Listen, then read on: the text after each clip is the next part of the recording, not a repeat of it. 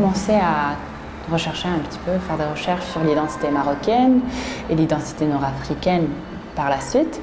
Et je suis tombée sur toute la civilisation amazigh, sur l'histoire des femmes amazighes aussi, qui ont été très inspirantes pour moi en tant que fille qui était dans l'école publique.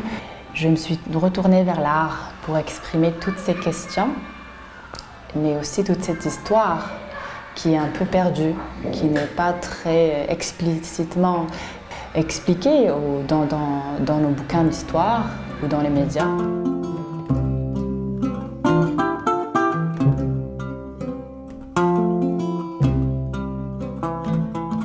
Pourquoi une exposition publique? C'est bien évidemment pour montrer tout cet héritage, cette histoire au public marocain, mais notamment aux gens qui font l'école publique, aux gens qui vont à la faculté.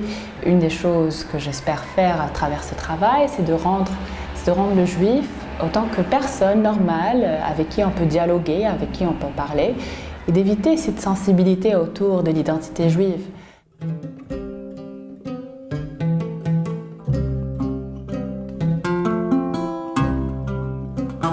On m'a forcé à enlever ce tableau en me disant que c'est une déformation d'un emblème national que je trouve un peu bizarre parce que c'est une œuvre d'art, c'est un tableau. Il faut savoir que dans ce tableau, j'ai mis le script, l'écriture tifinagh, hébreu, hébraïque et aussi arabe. Donc toutes les composantes de l'identité marocaine selon la Constitution de 2001.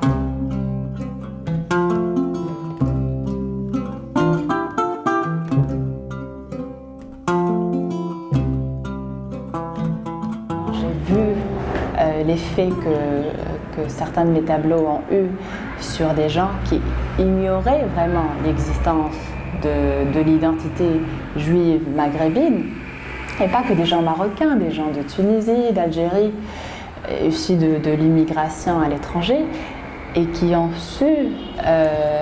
et qui ont pu déjà absorber toute cette histoire à travers des tableaux. J'ai vu comment on peut vraiment changer ces gens. On peut leur dire que leur identité est bien plus complexe qu'on nous fait penser.